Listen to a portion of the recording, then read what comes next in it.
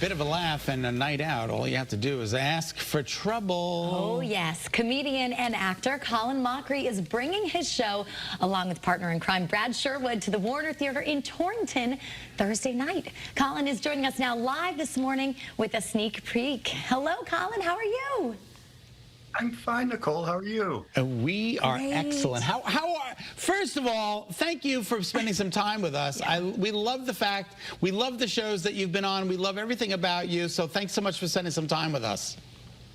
Oh, thank you. And I'm sure you've been fans since you were children. So I thank you for your continued support. I have, actually. Nicole has, not so much. Me, I'm a little bit older. Yeah, 1998 to 2006, I watched you every week on Whose Line Is It Anyway? The American version.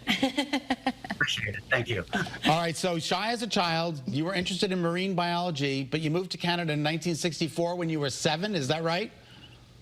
That's right. Yeah. And took the long, hard road to making somehow improv an occupation, which it wasn't at that point. So, I mean, I've been incredibly fortunate, and I want to just thank Whose Line Is It Anyway for giving me a chance to, capitalize on my one talent.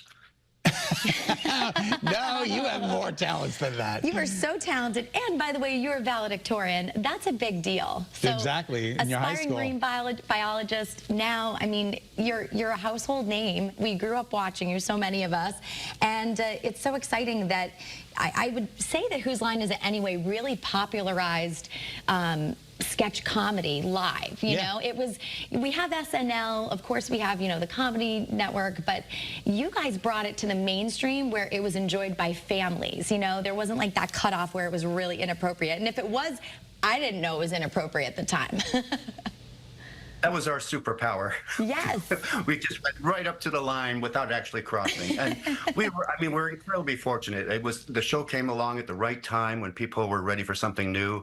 The cast was great. So everything just sort of aligned to make it work as well as it did. All right, so Studio 58, the theater school at Langara College, did I get that right? Absolutely. And they taught you everything you ever needed to know to do some improv? No, improv wasn't a thing then. The only thing I got was at the end of my first term, the head of the program said, "Well, you're good at low comedy," which I took as a compliment.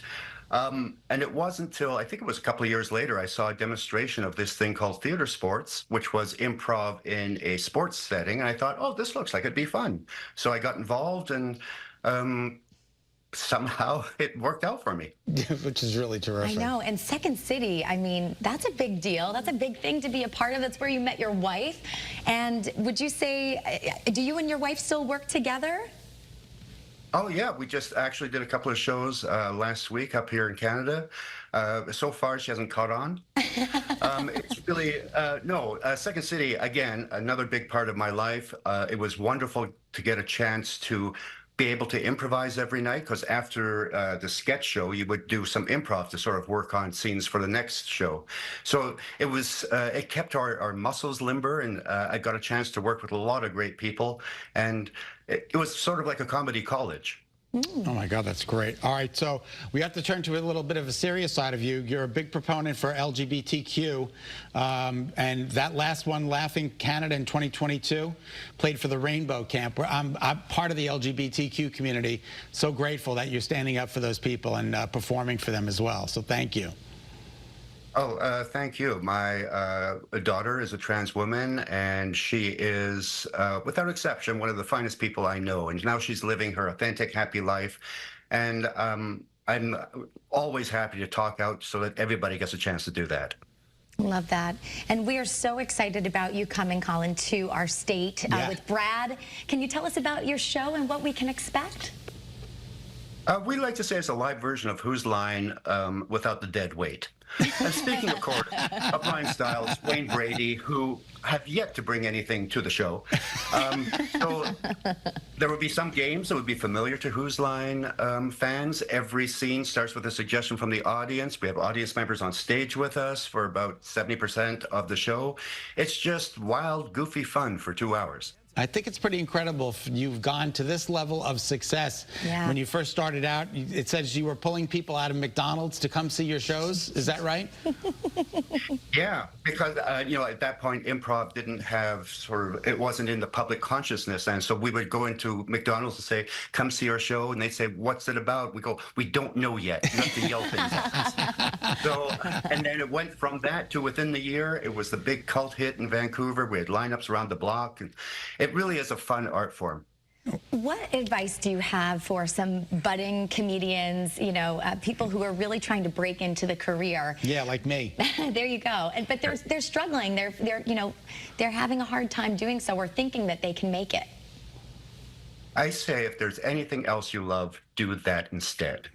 If you're going to stick with this, and do it as much as you can. The more it really is a muscle that has to be, exercised and worked on. And you find out exactly where your weaknesses and your strengths are when you're doing it in front of a live audience.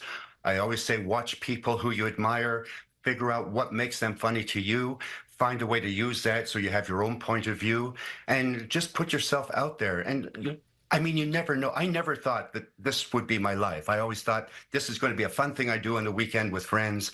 And that's the beauty of this business. It can turn overnight. So keep a belief in yourself, which is really hard in this business, but do it, and do it.